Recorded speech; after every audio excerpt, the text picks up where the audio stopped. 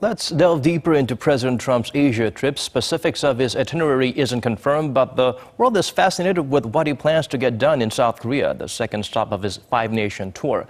Most recently, he grabbed attention by confidently saying he is the man to resolve the issues with Pyongyang. Hwang Woo-jun has the full story. He gave Kim Jong-un the nickname Rocket Man. He said North Korea would face fire and fury if it doesn't abandon its nuclear ambitions. And though it would appear the situation has not yet improved, President Trump says he's a problem solver who will put an end to North Korea's provocations. In an interview with Fox Business, which aired in the U.S. Wednesday night, Trump called North Korea a, quote, very big problem. He criticized his predecessors for failing to solve it, but said confidently that he's the one who will finally take care of it. In a year of extraordinary provocations from Pyongyang and heated rhetoric, President Trump's agenda during his visit to Seoul will be mainly focused on related issues. The White House said just days ago that a visit to the demilitarized zone is unlikely, but President Trump himself is not ruling out a surprise trip. Well, I'd rather not say, but you'll be surprised. All U.S. presidents since Ronald Reagan, minus the elder George Bush, have visited the DMZ, and so did Vice President Mike Pence last April. So Trump would be breaking with the president if he didn't go. According to an anonymous Cheongwade official, the Blue House has recommended that President Trump visit Camp Humphreys, a brand new military base built for U.S. Forces Korea in Pyeongtaek, about 60 kilometers south of Seoul. However, the official said whether President Trump decides to visit the demilitarized zone lies solely with the White House. During his first official visit to Asia, President Trump plans to advocate for increased international support to pressure the Kim Jong-un regime to give up its nuclear weapons. Preventing North Korea from developing a nuclear-armed missile that could reach the U.S. mainland has become a top national security priority for Trump. He's raised all kinds of expectations about what he is going to do about North Korea. And if he doesn't do those things, then it seriously threatens his identity, it undermines him, it undercuts him.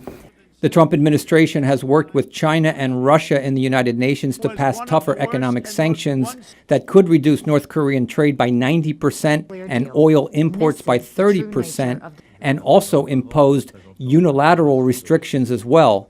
However, U.S. military allies Japan and South Korea have been split over Trump's emphasis on the possible use of military force and his threatening fire and fury rhetoric to totally destroy North Korea if provoked.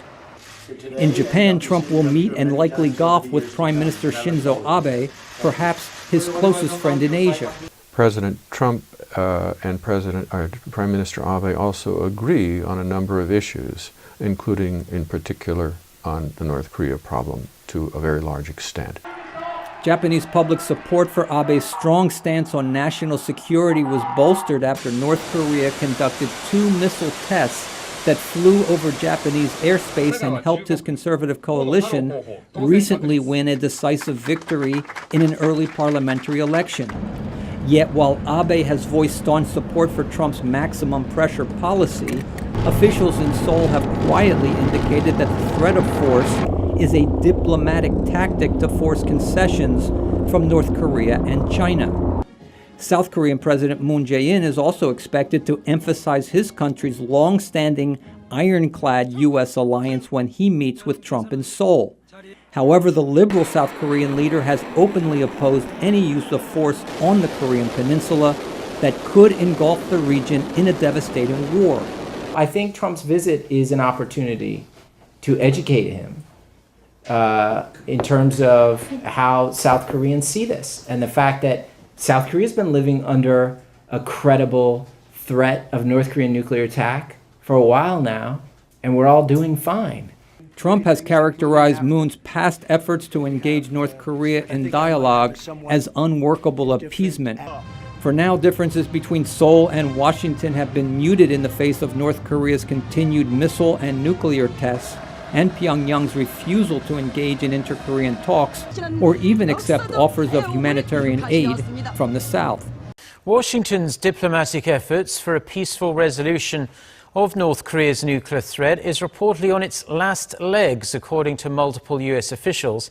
However, the top U.S. diplomat for North Korea is still looking for ways to restart dialogue by sending a high-level envoy to Pyongyang, who could be none other than Secretary of State Rex Tillerson himself. Eugene He reports. According to U.S. officials, Washington's diplomacy with Pyongyang is on the brink of collapse over the refusal by both President Trump and the North Korean regime to engage in dialogue. NBC News reported on Wednesday that Joseph Yoon, Washington's top envoy to North Korea, was growing frustrated at his inability to inform the White House of the urgency of the situation. According to a congressional aide who spoke with Yoon, the diplomat is now considering a Hail Mary attempt to rejuvenate talks by sending State Secretary Rex Tillerson or another high-level U.S. official to Pyongyang. Yoon reportedly said Trump's tough rhetoric was dashing any hopes of restarting negotiations with the North while escalating the risk of military conflict. The U.S. president has been trading harsh verbal attacks with the Kim Jong-un regime in recent months, while openly challenging Tillerson's efforts to talk to North Korea earlier this month. Pyongyang has also shunned the possibility of any talks in the near term, while threatening more provocations, adding to the current impasse between the two countries. However, Trump administration officials are still keen to resolve the crisis without bloodshed, with Defense Secretary James Mattis saying the international community is searching for a peaceful solution. Speaking after attending an ASEAN Security Forum in the Philippines, Mattis said the U.S. is not rushing to war and said diplomatic efforts and sanctions will hopefully influence North Korea to change course. All of these developments with just over 1 week left to go until President Trump embarks on his week-long Asia visit, starting with Japan and South Korea. And I was wondering if you have a comment on this. He reportedly said that the White House has handicapped diplomacy. So what does this mean? Is the State Department on the same page with the White House? The State Department is on the same page with the White House. Ambassador Yoon has served here at the State Department with great distinction. Ambassador Yoon has been advancing our peaceful pressure campaign since the very day that the president took office, since January 20th or 21st. Ambassador Yoon is highly regarded by the Secretary of State, as many in this building. You all recall that Ambassador Yoon was the one who was called upon to fly over to North Korea to bring home Otto Warmbier. So since day one, he has advanced administration priorities. The priorities in our peaceful pressure campaign, something that was set by this administration, by the president, and we've been pushing forward just to implement that. So Ambassador Yoon has our full backing. And then one more on the Asia trip. U.S. Ambassador to the Philippines, Sung Kim, said that President Trump will not be attending the East Asia Summit this year. So doesn't this contrast with the administration's goal to remain engaged with East Asia? I don't have anything for you on that. I'd have to refer you to the White House for anything on the president's specific schedule. But I can sure tell you, we have spent a lot of time in the region.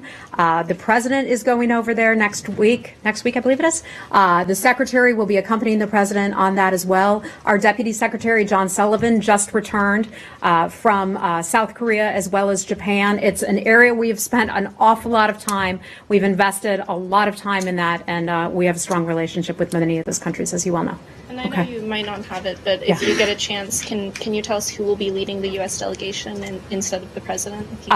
Again, I'm not confirming if the president is or isn't going. I just don't have the information on that. I'd have to refer to the White House. If the State Department has a significant role in that, I'll certainly let you know. Okay. Hey, how are you? Good. The State Department has till next Wednesday to report to Congress on whether North Korea should be redesignated state sponsor of terror. Has any determination been made on that? And if not, what information is the Secretary still debating to make that determination? I know a lot of people are interested in that issue. Will North Korea be designated as a state sponsor of terror? Secretary Tillerson had addressed this somewhat when we talked about Otto Warmbier. He said that we will hold North Korea accountable for his unjust imprisonment, and as we, of course, extended our condolences to the family and always do every time we talk about this. Just to be clear, as a matter of law, for any country to be determined to be a state sponsor of terror, the Secretary of State has to determine that the government of that country has repeatedly provided support for the acts of international terrorism. This is a very technical legal thing. I think you're all aware of that. The designations are made after careful review of all the available evidence to determine if a country actually meets that statutory standard. It's a statutory standard. I know we are constantly reviewing all information on countries of interest such as that, but I just don't have any specific decisions for you just yet. It's an ongoing process.